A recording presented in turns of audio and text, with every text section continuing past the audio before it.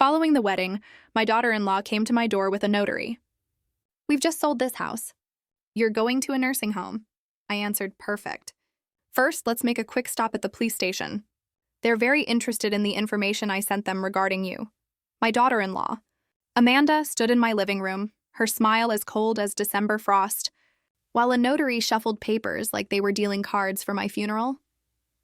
But instead of signing my life away, I looked her dead in the eye and said, "Perfect timing, Amanda. But before we do this, how about a quick stop at the police station?" You should have seen the color drain from her face. Because that day she thought she was outsmarting a 68-year-old woman, but what she didn't know was I'd been playing a much longer game. This story starts with the most humiliating 24 hours of my life. And trust me, it ends with the most satisfying. Just 2 days before, I'd watched my only son, Michael, marry Amanda in the very same church where I'd married his father 35 years ago. The ceremony was beautiful. Amanda looked absolutely radiant, and I truly thought maybe, just maybe, we could finally build a real relationship. After all, she was carrying my future grandchild. How naive could one woman possibly be? The reception was at the country club, the same one where I'd worked as a waitress to put Michael through college. I'd scraped together $15,000 for their wedding, money I'd saved from my Social Security checks, eating generic cereal, and walking to the grocery store to save every last penny on gas. Then came the first sting. "Dorothy's been such a help," Amanda announced to a table full of her friends, her voice dripping with the kind of sweetness that makes your teeth ache. "She's been living with us for months, helping with the down payment on our house. Such a generous mother-in-law." The women at the table smiled politely, but I caught the glances they exchanged. I knew exactly what they were thinking. Poor old woman, probably can't manage on her own anymore. What Amanda conveniently left out was how that help had happened. 3 months ago, she'd convinced Michael that my little apartment wasn't safe for an elderly woman living alone. "What if you fall?" she'd said, tears in her eyes. "What if something happens and no one knows for hours?" Before I knew it, they'd moved me out of my apartment and into their spare room, temporarily, while we looked for something better suited to my needs. Meanwhile, the $15,000 I'd given them for their house down payment had mysteriously become a loan that would be paid back when things settle down. Spoiler alert, things never settle down when someone's busy spending your money. "She's practically family," Amanda continued, and the way she said practically made my chest tighten, as if after 5 years of dating Michael and 9 months of wedding planning, I was still auditioning for acceptance. But the real humiliation, the one that made my blood run cold, came during the speeches.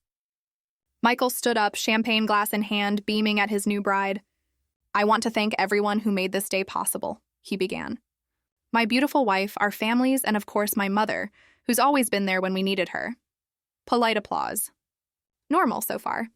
Then Amanda rose, elegant in her wedding dress, and the room went quiet.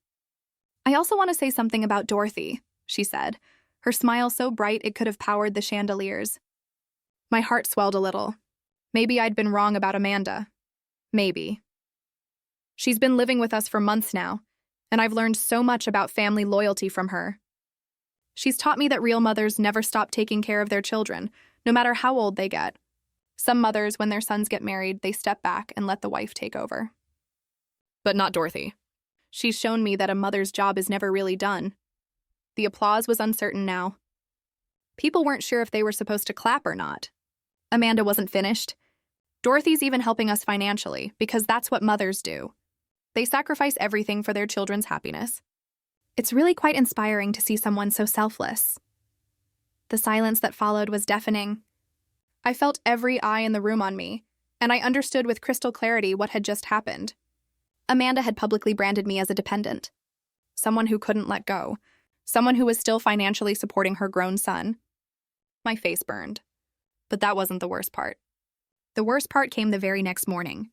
I woke up to find Amanda and a man in a suit sitting at my kitchen table. Well, their kitchen table, as Amanda had started calling it.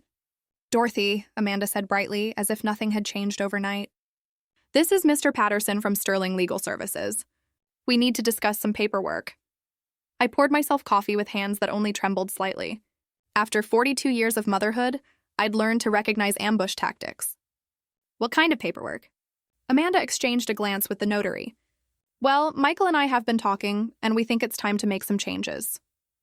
You've been so generous with the house down payment, and we want to make sure you're properly taken care of as you get older. The coffee turned bitter in my mouth. What does that mean exactly? Mr. Patterson cleared his throat. Mrs. Henderson, your son and daughter-in-law have arranged for you to move into Sunset Manor. It's a lovely assisted living facility with 24-hour care. They've already put down a deposit. My coffee mug hit the table harder than I intended. Without asking me? We wanted it to be a surprise, Amanda said, her voice gentle but her eyes hard as flint. Michael's been so worried about you living independently. And frankly, Dorothy, you've seemed a bit forgetful lately. Forgetful. The word hit me like a slap. I was 68, not 98, and my mind was sharper than most people half my age. But Amanda had been building this narrative for weeks, hadn't she? Little comments about me misplacing things. Gentle corrections when I remembered events differently than she did. I've also been forgetful, I said carefully. Or are you hoping I won't remember that the house we're sitting in has my name on the deed alongside Michael's? Amanda's smile never wavered, but something shifted behind her eyes. Actually, Dorothy, that's part of what we need to discuss. Michael and I have decided to refinance, and it would be simpler if the property was solely in our names. Cleaner paperwork, you understand. And my $15,000 down payment? I asked, my voice barely a whisper. Consider it a wedding gift, Amanda said sweetly. After all, you want your son to be happy, don't you? The notary was getting uncomfortable. I could see him checking his watch, probably wondering how much longer this family drama would take. He had no idea he was witnessing highway robbery in broad daylight. Where's Michael? I asked. Shouldn't he be here for this conversation? He's at the gym, Amanda replied without missing a beat. He found all this financial talk stressful, so we thought it would be better if I handled it. You understand? Newlywed stress and all, of course. Michael had always avoided confrontation, especially when it came to money. When he was 12 and wanted a bike, he'd sent me a letter instead of asking face-to-face. When he'd crashed his car at 17, he'd had his girlfriend call me with the news. And now at 42, he was still sending intermediaries to do his dirty work. Mrs. Henderson, the notary said gently, I do need to inform you that according to these documents, you'd be signing away all claim to the property in exchange for having your assisted living costs covered for the first year. 1 year. They were buying me out of my own investment for 1 year of nursing home care. And after that year, I asked? Amanda shrugged delicately. Well, we'll cross that bridge when we come to it. Maybe you'll have adjusted by then. Maybe you'll like it so much you won't want to leave. The audacity was breathtaking. They'd planned this entire scenario. The wedding, the touching speech about family loyalty, moving me into their house to establish dependence, and now, the final act of stripping away my assets and independence in one fell swoop.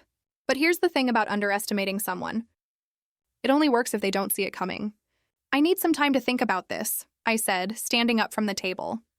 Amanda's mask slipped for just a moment. Dorothy, Mr. Patterson has other appointments today. It would be much more convenient if we could just handle this now. I'm sure it would be, I replied, but I'm not signing anything today. The notary looked relieved. Of course, Mrs. Henderson. Take all the time you need. These are big decisions. After they left, I sat alone in the living room I'd helped furnish, looking at the walls I'd helped paint, in the house I'd helped buy. Amanda had made one crucial mistake in her master plan. She'd forgotten that I'd been Michael's mother for 42 years, which meant I'd been dealing with his schemes and evasions since before she was born. And I'd learned a few things about playing the long game. That afternoon, while Amanda was out getting her post-wedding glow touched up, I did something I hadn't done in months.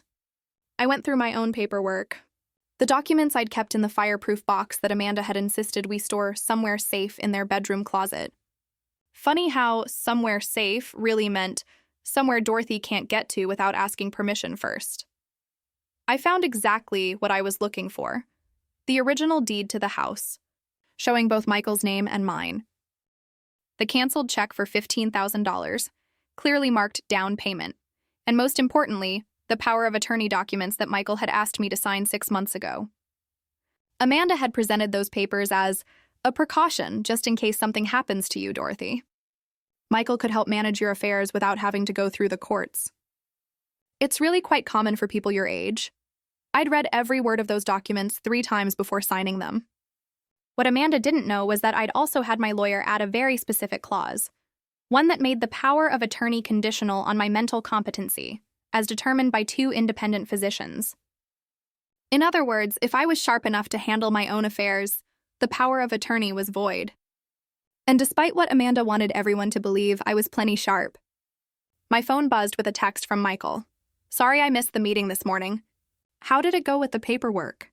I stared at that message for a long time. My son asking about signing away my rights and assets via text message.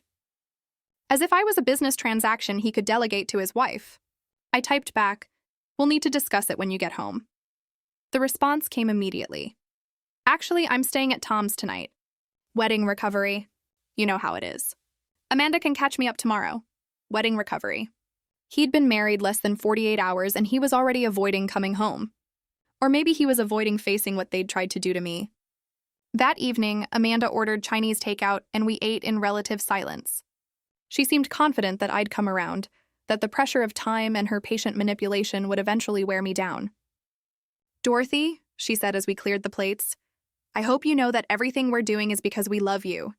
Michael worries constantly about your safety, your future. This arrangement would give him such peace of mind." "I'm sure it would," I replied. "Sunset Manor really is lovely. They have activities, social hours, even a library.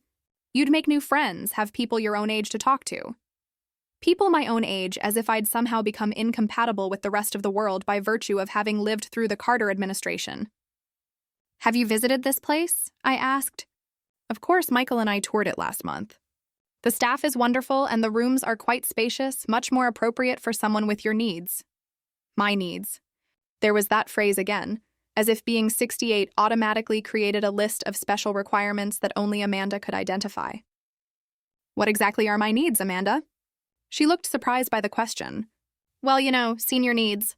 Medical supervision, social interaction with peers, structured activities, the kind of support that becomes necessary as we age."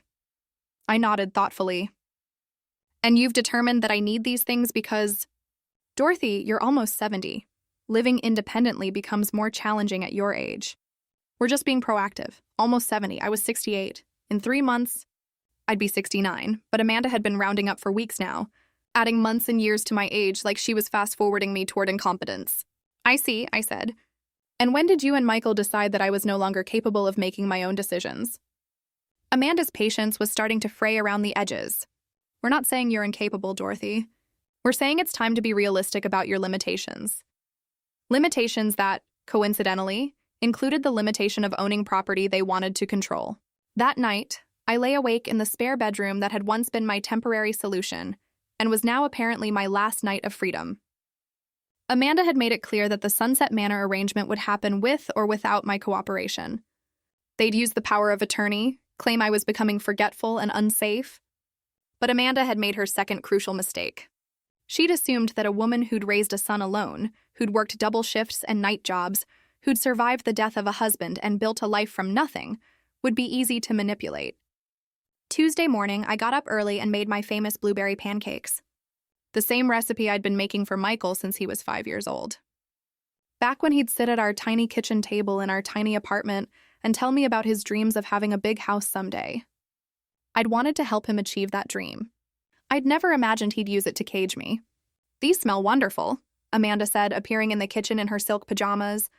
"Perfectly coordinated, even first thing in the morning." "What's the occasion?"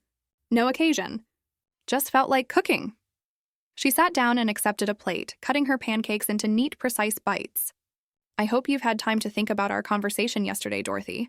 Mr. Patterson called. He can come back this afternoon if you're ready to move forward." "I've definitely been thinking," I said, sitting down across from her with my own plate. "Good. I know it's hard to let go of independence, but sometimes the people who love us have to make difficult decisions on our behalf." I took a bite of pancake, savoring the burst of blueberries. "Can I ask you something, Amanda?" "Of course." "What made you decide that I needed assisted living?" She looked puzzled. "Well, as I said, your age, your safety." "No, I mean specifically. What incident made you think I wasn't safe living independently?" Amanda paused, her fork halfway to her mouth. "It's not about one incident, Dorothy. It's about overall vulnerability." "But there must have been something that triggered this concern. A fall confusion, forgetting to turn off the stove? Not exactly, but wandering outside at night, getting lost, having trouble managing medications. Dorothy, it's not about waiting for something terrible to happen. It's about being proactive. I nodded slowly. So, you can't point to a single instance where I've demonstrated the kind of cognitive or physical decline that would warrant assisted living? Amanda was getting flustered. The overall picture. The overall picture of a woman who manages her own finances, maintains her own health, drives safely, cooks meals, and engages in normal social activities. You've been living with us for months because you convinced me my apartment wasn't safe. But I've been taking care of myself in that apartment for 12 years without incident. Amanda set down her fork. Her pleasant morning demeanor was cracking. Dorothy, I don't understand why you're making this so difficult. We're trying to help you. Are you? I asked quietly. Or are you trying to help yourselves to my assets? The silence that followed was so complete I could hear the refrigerator humming in the corner. How dare you? Amanda whispered, her face flushing red. How dare you accuse us of theft? I'm not accusing anyone of theft. I'm asking a legitimate question. If this arrangement is truly about my well-being, why does it coincidentally result in you gaining full ownership of a property I helped purchase? Amanda stood up abruptly, her chair scraping against the floor. I don't have to listen to this. You're being paranoid and hurtful. Am I? Then let's modify the arrangement. I'll consider assisted living, but the house stays in both names. Mine and Michael's. That way you get the peace of mind about my safety, but I maintain my financial security. That's not, the paperwork is already drawn up. Paperwork can be changed. Amanda stared at me for a long moment, and I saw something ugly flicker across her face. Something calculating and cold that made my skin crawl. You know what your problem is, Dorothy? She said finally. You can't let go. You can't accept that Michael has a wife now, a family of his own. You want to keep controlling his life, keeping him dependent on you financially and emotionally. The accusation hit like a physical blow. That's not true, isn't it? You moved in here. You inserted yourself into our marriage. You make him feel guilty every time he tries to build a life separate from you. This isn't about the house, Dorothy. This is about you refusing to accept that your role in Michael's life has changed. I felt tears sting my eyes because there was just enough truth in what she said to hurt. I had been struggling with Michael's marriage, with feeling displaced and less important. But that didn't mean I deserved to be stripped of my independence and assets. Even if that were true, I said, my voice steady despite the pain in my chest, it wouldn't justify deception and financial exploitation. Amanda laughed, a sound like breaking glass. Financial exploitation? You gave us that money freely, Dorothy. You moved in here by choice. Nobody forced you to do anything. After you systematically undermined my confidence in my ability to live independently, I shot back. You what? The comments about my forgetfulness, the suggestions about my safety, the gradual erosion of my autonomy. You've been setting this up for months, haven't you? Amanda's face went very still. For just a moment, her mask slipped completely, and I saw the cold calculation underneath. That's when I knew for certain that this wasn't about my well-being at all. You're being ridiculous, Amanda said, but her voice had lost its honeyed sweetness. Now she sounded like what she really was. A woman whose carefully laid plans were being questioned by someone she'd underestimated. Am I? I stood up and walked to the kitchen drawer where I'd been keeping my important papers. Let's talk about timing, Amanda. I pulled out a small notebook where I'd been tracking something very specific over the past 3 months. March 15th, I read aloud. You mentioned that I'd left the stove on after making breakfast. Except I'd made toast in the toaster, not used the stove at all. Amanda's face was expressionless, but I could see the wheels turning behind her eyes. March 22nd. You told Michael I'd forgotten our dinner plans and made other arrangements. Except we never had dinner plans. You'd canceled on me that morning. I flipped the page. April 3rd. You suggested I was having trouble following conversations because I'd asked you to repeat something. What I'd actually asked was for you to speak louder because you were whispering. Dorothy, I don't know what you think you're proving. April 18th. You mentioned to the neighbor that I'd gotten confused about what day it was. I'd asked if it was Tuesday or Wednesday because I'd lost track during my recovery from the flu, which you failed to mention to her. I could see Amanda calculating, trying to figure out how much I knew, how much I could prove.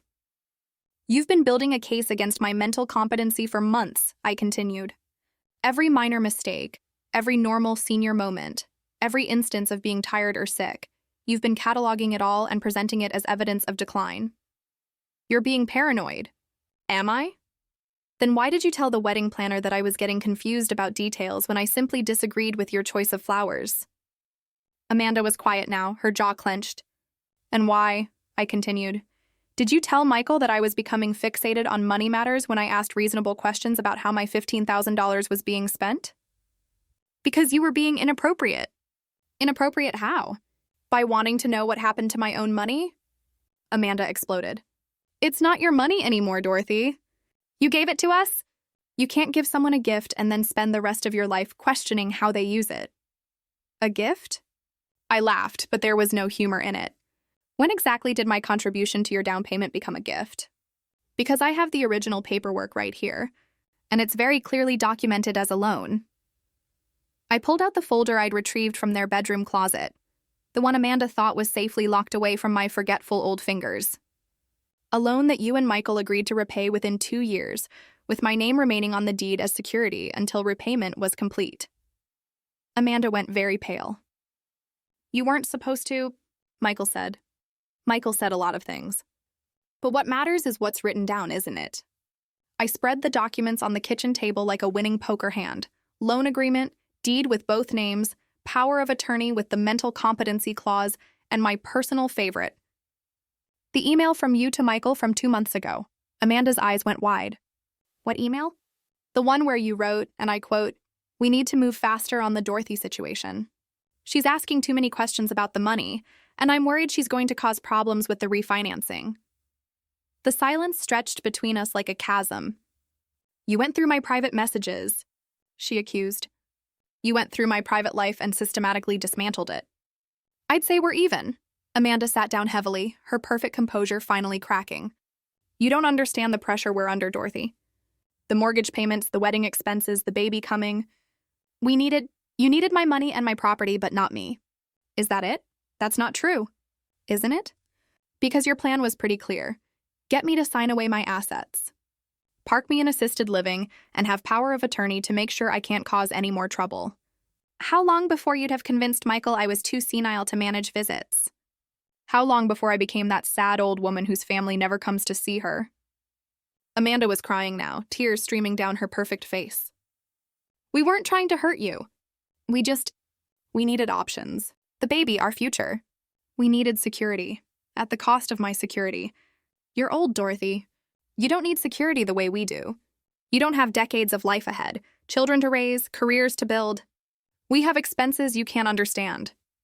And there it was, the ugly truth underneath all the manipulation and gaslighting. In Amanda's mind, my remaining years were worth less than their future plans. My needs were negotiable because I didn't have as much time left to need things. You're right, I said quietly. I am getting older. I probably don't have decades left. Amanda looked hopeful for the first time that morning. Which is exactly why I continued. And I'm not going to spend whatever time I have left being manipulated and controlled by someone who sees me as disposable. The hope disappeared from her face. I'm not signing your papers, Amanda. Not today. Not tomorrow, not ever. And if you and Michael want me out of this house, you're going to have to follow legal procedures. Which means proving I'm actually incompetent, not just inconvenient. That's when Amanda made her third and most crucial mistake. She decided to get mean. You selfish, bitter old woman, Amanda hissed, all pretense of caring daughter-in-law evaporating like morning mist. Do you have any idea what you're doing to Michael? To our marriage? I'd been waiting for this moment. The moment when her mask would slip completely and show me who she really was underneath all that practiced sweetness. Enlighten me, I said calmly. You're destroying his happiness. He's torn between his wife and his mother, and you're making him choose. What kind of mother does that to her own son? The kind who taught him that love doesn't come with price tags. Amanda laughed, sharp and bitter. Love? You call this love? You're emotionally blackmailing him, making him feel guilty for having his own life. You've been doing it his whole life, haven't you? I felt something cold settle in my chest. What do you mean? Michael told me everything, Dorothy. about how you guilt-tripped him into staying local for college instead of going to Stanford, how you had mysterious health scares every time he tried to date seriously, how you made him feel responsible for your loneliness after his father died. Each word was designed to cut deep, and they did. Because, like all effective lies, they contained threads of truth twisted into ugly shapes. "I supported his college choice," I said quietly. "After you cried about how you'd be all alone, how you'd worked so hard to put him through school, and wouldn't it be nice if he stayed close enough to visit regularly?" Had I said those things? Maybe. I'd been lonely, scared about facing empty nest syndrome and widowhood simultaneously, but I'd never tried to control his choices. "And the health scares," Amanda continued, sensing weakness. "The chest pains when he started getting serious with Jennifer in college, the dizzy spells when he was planning to move to Chicago with Sarah." My mouth went dry. Those health issues had been real. Stress-induced but real. The doctor had confirmed it. But the timing... You've been manipulating him for years, Dorothy. Making yourself the center of his world by playing the victim. And now you're doing it again. I'm not. Yes, you are. You're making him choose between his mother and his pregnant wife. You're forcing him to pick between your comfort and his family's future. What kind of person does that? The accusations hit like physical blows because there was enough truth in them to sting. Had I been too dependent on Michael over the years? Had I unconsciously guilt-tripped him into staying close? But even if I had, it didn't justify what they were doing now. "Even if everything you just said is true," I managed, "it doesn't give you the right to defraud me." "Defraud?" Amanda's voice rose to a near shriek. "We're trying to take care of you. We're trying to make sure you have a safe place to live and medical care when you need it. By stealing my assets and warehousing me in a facility I never chose? By making sure you don't end up alone and helpless with no one to look after you. I'd rather be alone than be with people who see me as a burden to be managed." That's when Amanda showed me exactly how much she'd been holding back. "Fine," she said, her voice deadly calm. "You want to play hardball, Dorothy? Let's play hardball. Or what? Or I tell Michael about the pills." My blood turned to ice water. "What pills?" Amanda smiled, and it was the most frightening expression I'd ever seen on a human face. "The Xanax I found in your purse. The prescription that isn't yours. The medication you've been hiding from us." I stared at her, understanding dawning like a slow sunrise. Those were Sarah Martinez's pills. She asked me to pick up her prescription because she couldn't get off work. I was dropping them off to her this afternoon. "Can you prove that?" Sarah can confirm. Sarah Martinez, who moved to Phoenix last month. That's Sarah Martinez. The room spun slightly. Sarah had moved, yes, but she'd asked me to pick up her prescription as a favor before she left to save her a trip to the pharmacy. The pills were still in my purse because I'd forgotten to give them to her before she moved. "You're going to claim I'm abusing prescription medication that isn't mine. I'm going to express concern about your judgment and your potential addiction issues, combined with your recent paranoid accusations about financial exploitation, your documented confusion and memory problems, and your increasingly erratic behavior." She let the threat hang in the air between us. "Michael will have no choice but to pursue legal guardianship for your own protection." I sat down heavily. The full scope of her manipulation finally becoming clear. She hadn't just been building a case for assisted living. She'd been building a case for complete legal control over my life. "You planned this?" I whispered. "I planned for contingencies," Amanda replied coolly. "I hoped you'd be reasonable, but I prepared for the possibility that you'd be difficult. Michael will do whatever it takes to protect his family. And I'm his family now. Dorothy, you're just the woman who..." That statement took my breath away. "Now," Amanda continued, checking her watch, "Mr. Patterson will be here at 2:00. You can sign the papers voluntarily and move to Sunset Manor with dignity, or you can fight it and find yourself declared incompetent by a court." She started to leave the kitchen, then paused at the doorway. "Oh, and Dorothy, if you even think about trying to tell Michael your version of this conversation, remember that you're a confused old woman with a drug problem and paranoid delusions." Who do you think he's going to believe? His pregnant wife or his increasingly unstable mother? After she left, I sat alone in the kitchen where I'd made breakfast that morning like it was any other day. But everything had changed. Amanda had shown me exactly how trapped I was, how completely she'd planned my destruction. But Amanda had made one final mistake.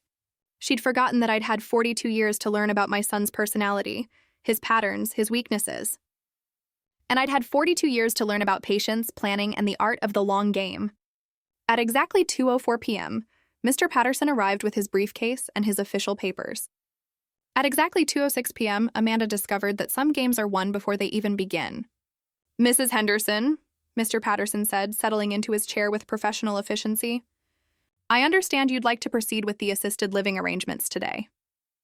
I smiled at him, the same way I'd been smiling at people who underestimated me for 68 years. "Actually, Mr. Patterson, I'd like to discuss something else entirely." Amanda froze halfway through pouring him coffee.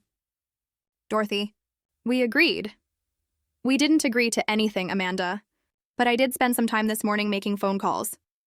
I reached into my purse, the same purse where Amanda thought she'd found evidence of prescription drug abuse, and pulled out a manila folder. "Mr. Patterson, are you familiar with elder abuse laws in this state?" The notary shifted uncomfortably. "That's not really my area of expertise, Mrs. Henderson." "Well, let me educate you. Financial exploitation of elderly persons is a felony, punishable by up to 10 years in prison and full restitution of damages." Amanda's coffee cup rattled against its saucer. "Dorothy, what are you talking about?" "I'm talking about systematic fraud, Amanda. I'm talking about a carefully orchestrated scheme to separate me from my assets and independence through psychological manipulation and false documentation." I opened the folder and spread its contents across the table like a hand of cards I'd been saving for exactly this moment. "Mr. Patterson, I'd like you to see the original loan agreement for the house down payment, the one that clearly states this was money to be repaid, not a gift. I'd also like you to see the deed showing joint ownership, which my daughter-in-law has been trying to get me to sign away under false pretenses." The notary examined the documents, his professional demeanor becoming increasingly uncomfortable. "Mrs. Henderson, these appear to be legitimate financial instruments." "They are. And here's the email trail between Amanda and Michael discussing how to handle the Dorothy situation before I became a problem for their refinancing plans." Amanda went white. "How did you get access to our private communications?" "The same way you've been accessing my medical information, my financial records, and my personal belongings without permission. The difference is, what I did was legal." I pulled out another document. "This is a report from Dr. Sarah confirming no signs of cognitive decline, dementia, or any condition that would impair my decision-making capacity." "When did you—" Amanda started. "Yesterday afternoon while you thought I was taking a nap. I also had an interesting conversation with Detective Rodriguez from the Elder Abuse Division of the Sheriff's Department." Mr. Patterson was packing up his briefcase. "Mrs. Henderson, I think perhaps I should leave you to handle this family matter privately." "Oh, but Mr. Patterson, you're already involved." "You see, knowingly participating in the financial exploitation of an elderly person makes you an accessory to a felony." The man went pale. "I was told this was a voluntary arrangement." "By whom?"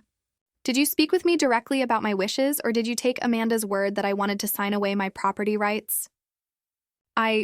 Mrs. Amanda Henderson contacted our office and explained that you needed assistance with legal documents due to cognitive issues." "Cognitive issues that she documented? How exactly?" Amanda finally found her voice. "Dorothy, you're blowing this completely out of proportion. We were trying to help." "Help yourselves, you mean?" I turned back to Mr. Patterson. "Sir, I'm 68 years old, in excellent health, and fully competent to manage my own affairs. No one has the right to make legal decisions for me without my explicit consent. Regardless of what my daughter-in-law has told you about my supposed limitations." The notary was edging toward the door. "I think there's been a misunderstanding. I'll need to consult with my supervisor about how to proceed." "You do that," I said cheerfully. "And while you're at it, you might want to check your liability insurance. I imagine it covers mistakes, but fraud is another matter entirely." After he left, Amanda and I sat in silence for a long moment. When she finally spoke, her voice was small and desperate. "Dorothy, please. You don't understand the position we're in. The debt, the expenses. I understand perfectly. You bit off more than you could chew, and instead of facing the consequences like adults, you decided to solve your problems by robbing your husband's mother. It wasn't supposed to be robbery. It was supposed to be redistribution. You don't need all that money at your age, and we have decades ahead of us. Children to raise. There it is again. My age as justification for your greed. Amanda was crying now, tears streaming down her face. What do you want from us, Dorothy? What will it take for you to just let this go? I stood up and walked to the window, looking out at the garden I'd helped plant, the fence I'd helped repair, the life I'd helped them build. I want my $15,000 back with interest. I want my name removed from this deed, and I want you both to sign a document acknowledging that you attempted to defraud me. We can't pay you back $15,000. We don't have that kind of money. Then you'll need to figure it out. Sell some of that new furniture you bought with my mortgage payments. Cancel your Tuscan vacation. Get a second job. And if we refuse? I turned back to face her, and I let her see exactly how much steel was underneath my pleasant grandmother exterior. Then I filed charges, and we let a jury decide whether your financial desperation justifies elder abuse. That evening, Michael finally came home. I heard him in the driveway, heard Amanda rushing to meet him at the door, heard the urgent, whispered conversation that followed. 20 minutes later, he knocked on the door of the spare bedroom where I was packing my belongings. Mom, can we talk? I looked up from folding the sweater I bought with my first Social Security check. Of course, sweetheart, come in. He looked terrible, pale, exhausted, like a man who'd just discovered his whole life was built on quicksand, which in a way it was. Amanda told me about today, about the accusations you're making. They're not accusations, Michael. They're facts, backed up by documentation. He sat down heavily on the edge of the bed. Mom, I need you to understand something. Amanda and we never meant to hurt you. But you did hurt me. The question is whether you meant to or whether you just didn't care enough to think about the consequences. That's not fair, Mom. Isn't it? You let your wife convince you that I was becoming incompetent without bothering to talk to my doctor. You planned to put me in assisted living without visiting the facility or asking what I wanted. You were going to strip me of my property rights without even having the courage to be present for the conversation. Michael flinched. The gym thing? I was scared, Mom. I didn't know how to handle it. So you let Amanda handle it instead. She said she'd take care of everything. Make it easy for you. Make it easy for me to be robbed, you mean? It wasn't robbery. God, Mom, you make it sound like we're criminals. I stopped packing and looked at my son. Really looked at him. At 42, he still had the same face he'd had at 12 when he'd broken Mrs. Patterson's window with a baseball and tried to convince me it had been an accident.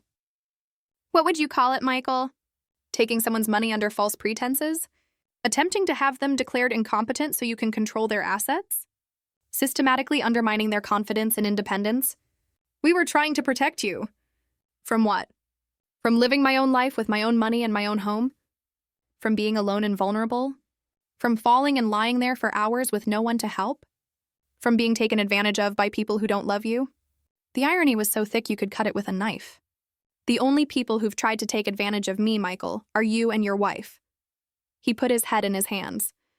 I don't know how this got so messed up. It got messed up because you stopped seeing me as a person and started seeing me as a problem to be solved. That's not true. When was the last time you asked me what I wanted? Michael, not what Amanda thought I needed. Not what you decided was best for me, but what I actually wanted for my own life. He was quiet for a long time. I don't remember. Neither do I. And that's the real tragedy here, isn't it? Somewhere along the way, my feelings and preferences became irrelevant to decisions about my life. Mom, what do you want us to do? Amanda says you want us to pay back the down payment money, but we can't. It's gone. It's tied up in the house. Then sell the house. We can't sell the house. Amanda's pregnant. We need the space. The neighborhood. You need a lot of things, Michael, but none of them are more important than my right to be treated with honesty and respect. He looked up at me with desperate eyes. There has to be another way. Some compromise we can work out. The compromise was supposed to be the original loan agreement. I give you money to help with the down payment, you pay me back over 2 years. But Amanda decided that wasn't good enough. She wanted it all. My money, my property rights, and my independence. She's scared, Mom, we both are. The baby, the expenses, the pressure. And you thought the solution was to make your fear and pressure my problem to solve? Michael was crying now, tears streaming down his face like he was 12 years old again. I'm sorry, Mom, I'm so sorry. I don't know how to fix this. I sat down beside him on the bed and took his hand, the way I had 1,000 times when he was growing up and the world seemed too big and scary. Michael, I love you more than life itself. I always have and I always will. But love doesn't mean letting people hurt you without consequences. What are you going to do? I'm going to move out tomorrow. I've already arranged a rental apartment across town. You don't have to. Yes, I do. I can't live with people who see me as a burden and a bank account. And the money? I squeezed his hand gently. You have 30 days to come up with a repayment plan. If you can't, we'll let the courts sort it out. He nodded miserably. I understand. I hope you do, sweetheart, because this isn't just about money. This is about whether you're going to be the kind of man who stands up for what's right, even when it's difficult. After Michael left, I finished packing my few belongings. Tomorrow, I'd start over again at 68 years old. It wasn't the retirement I'd planned, but it was better than the alternative. And Amanda still didn't know about the phone call I'd made to her mother that afternoon. 3 weeks later, I was settled into my new apartment, a cozy one-bedroom place with a view of the park and neighbors who remembered what it meant to look out for each other. The building was full of active seniors who played cards, organized potluck dinners, and treated each other with the respect that Amanda had found so difficult to manage. I'd heard nothing from Michael or Amanda since moving out. No phone calls, no texts, no attempts to negotiate or apologize. The silence spoke volumes about their priorities. But I wasn't alone in my new life. Dorothy, dear, you have a visitor, called Mrs. Chen from the lobby intercom. I wasn't expecting anyone, but when I looked through the peephole, I saw a woman about my age holding a plate covered with aluminum foil. Mrs. Henderson, I'm Patricia Winters, Amanda's mother. I opened the door, curious about what Amanda's mother could possibly want with me. Patricia Winters was elegant in the way that comes from decades of good breeding and careful attention to appearance. But her eyes were tired and there was something apologetic in her posture. Please come in, I said. Can I offer you some tea? That would be lovely. Thank you. We sat in my small living room, the afternoon light streaming through windows that overlooked a garden I was already planning to help tend come spring. Mrs. Henderson, Patricia began, I owe you an apology. Please call me Dorothy. And what could you possibly need to apologize for? For not raising my daughter better than this. I set down my teacup, surprised by her directness. When you called me 3 weeks ago and told me what Amanda had done, my first instinct was to defend her. No mother wants to believe their child is capable of such cruelty. But I've known Amanda for 34 years, and if I'm honest, I've seen this pattern before. Patricia sighed deeply. When Amanda was in college, there was an incident with her roommate's credit cards. Amanda claimed it was a misunderstanding, that she'd borrowed money and intended to pay it back. We believed her, paid for a lawyer, made it go away. My chest tightened. There were other incidents.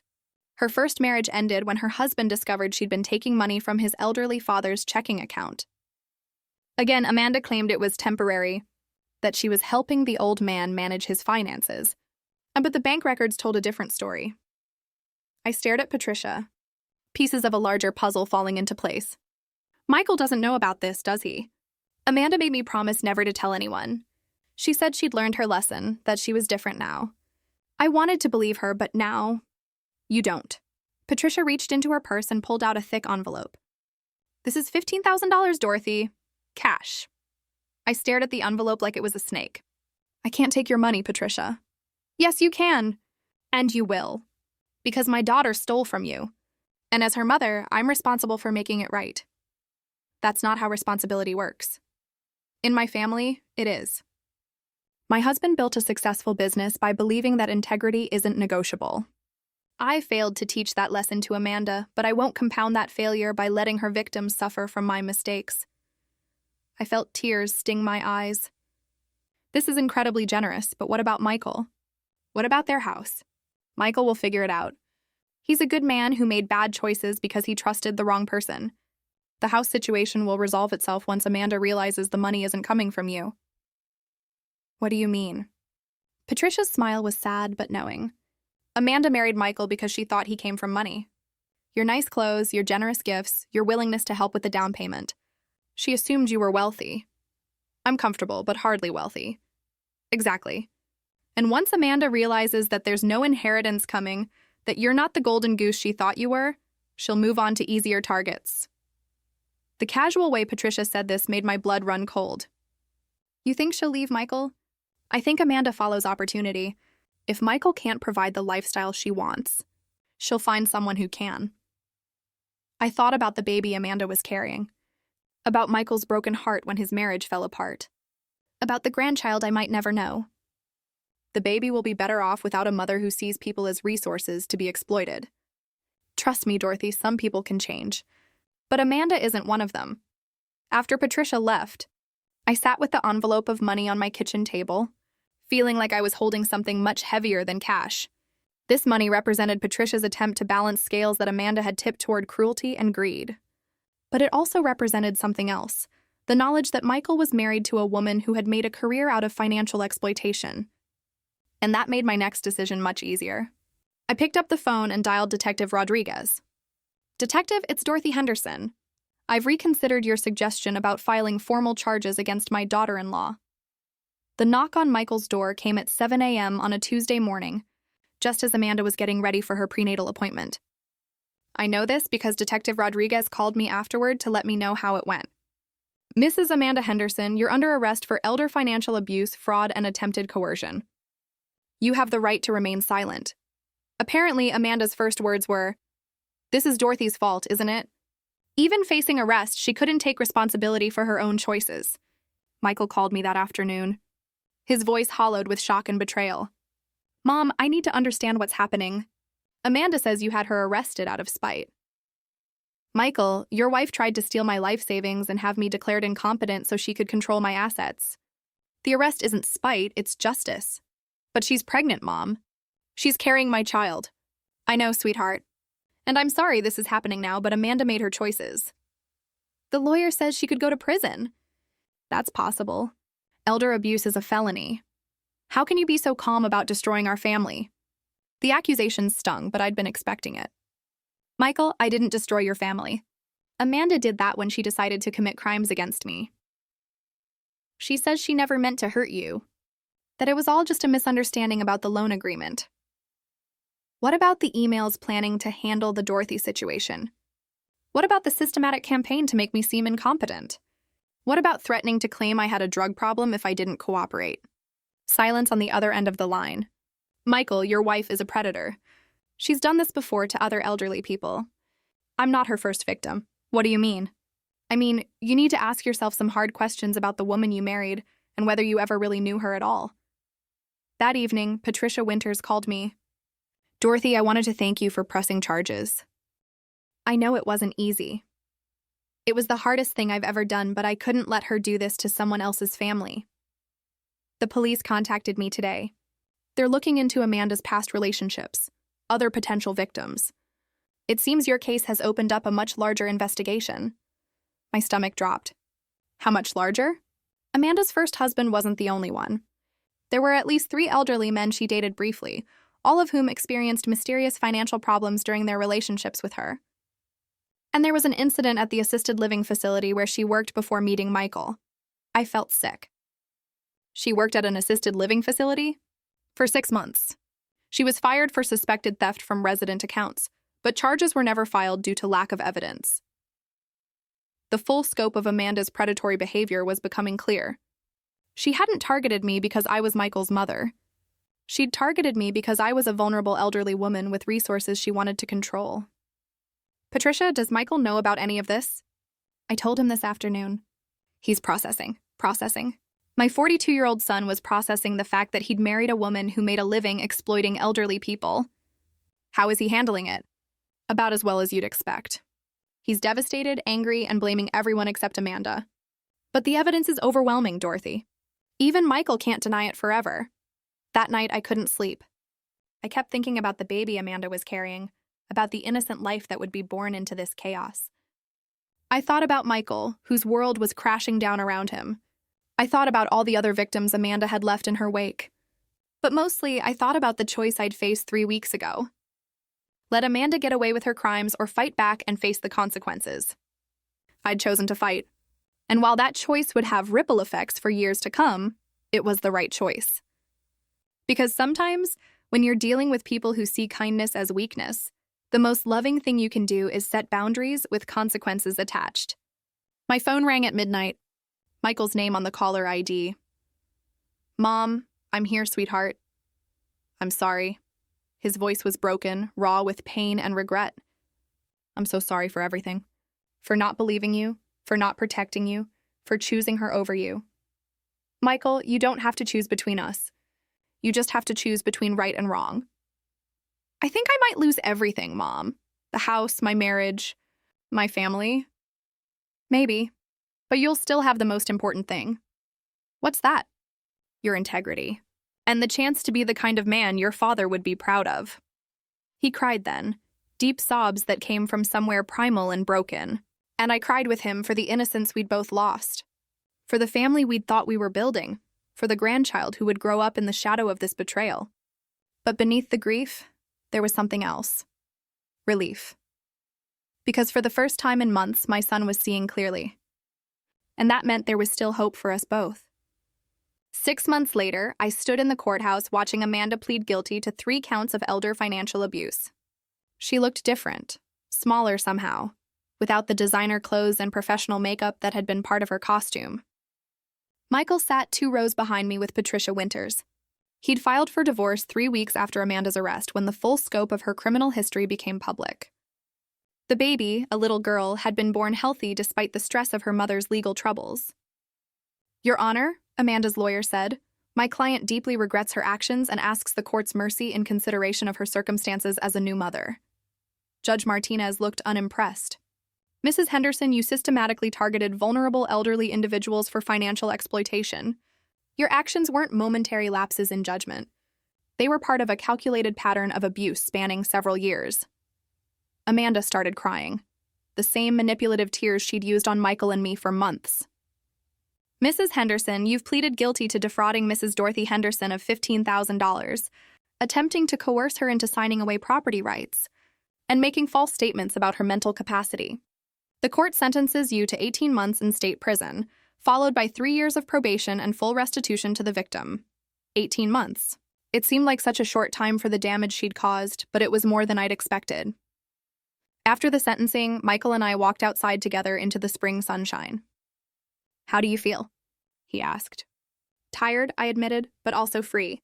I keep thinking about the baby, about Emma growing up knowing her mother is in prison. Emma. They'd named her Emma Dorothy Henderson. Michael's attempt to honor me despite everything that had happened. Emma will be better off knowing the truth than living with lies, I said. And she'll have you and Patricia, and maybe even me if you'll let me. Michael stopped walking and turned to face me. Mom, I need you to know something. When Amanda was trying to convince me you were incompetent, there was a part of me that wanted to believe her. The honesty hurt, but I appreciated it. It would have been easier than facing the truth about my marriage, about my judgment, about the person I'd chosen to build a life with. Mom, I let her make me see you as a burden instead of a blessing. I let her convince me that loving you was somehow betraying her. I chose comfort over courage, and it nearly cost me everything that actually matters. I took his hand, the same hand I'd held when he was learning to cross the street, when he graduated from college, when he'd called to tell me he was getting married. We all make mistakes, sweetheart. The question is what we do with the lessons they teach us. What I learned is that my mother is the strongest, smartest, most resilient woman I've ever known. And I'm sorry it took me this long to remember that. 3 weeks later, Michael brought Emma to visit me in my apartment. She was beautiful, dark hair like her father, Patricia's elegant nose, and eyes that seemed to see everything. She's perfect, I whispered, holding my granddaughter for the first time. Mom, Michael said quietly, I've been thinking about the house. Oh? I can't afford the mortgage payments without Amanda's income, and honestly, I don't want to live there anymore. Too many bad memories. I looked up from the baby's face. What will you— I want to sell it and give you half the proceeds. It's not exactly what you're owed, but it's a start. Michael, you don't have to. Yes, I do. Mom, you taught me that family means taking care of each other. For a while there, I forgot what that meant. 6 months after that, Michael and Emma moved into a small house 3 blocks from my apartment. Michael took a second job to make ends meet, but he also started coming over for dinner twice a week. We'd sit on my tiny balcony while Emma played on a blanket, and we'd talk about everything except Amanda. Patricia Winters became an unexpected friend, stopping by regularly to help with Emma and share stories about the granddaughter she'd never expected to have such a relationship with. "You know," she said one afternoon as we watched Emma take her first steps across my living room, "I think this little one is going to be just fine. Even with everything that's happened, especially because of everything that's happened, she'll grow up knowing that actions have consequences, that integrity matters, and that the women in her family don't back down from bullies." I smiled, thinking about the letter I'd written to Emma, one she wouldn't read until she was old enough to understand. In it, I'd told her the whole story, about her mother's choices, about the importance of standing up for yourself, about the difference between love and manipulation. But mostly, I told her about the power that comes from refusing to be anyone's victim, no matter how much they might try to convince you that you're too old, too weak, or too inconvenient to matter. Watching Emma take her first steps, I realized Amanda had actually given me the greatest gift of all. She'd reminded me who I really was. A woman who doesn't back down, who protects what matters, and who proved that being 68 doesn't mean being powerless. Sometimes the best revenge isn't justice, it's living well. So tell me, what would you have done if you found yourself in my shoes? How far would you go to protect your independence and dignity? I'm genuinely curious to hear your thoughts.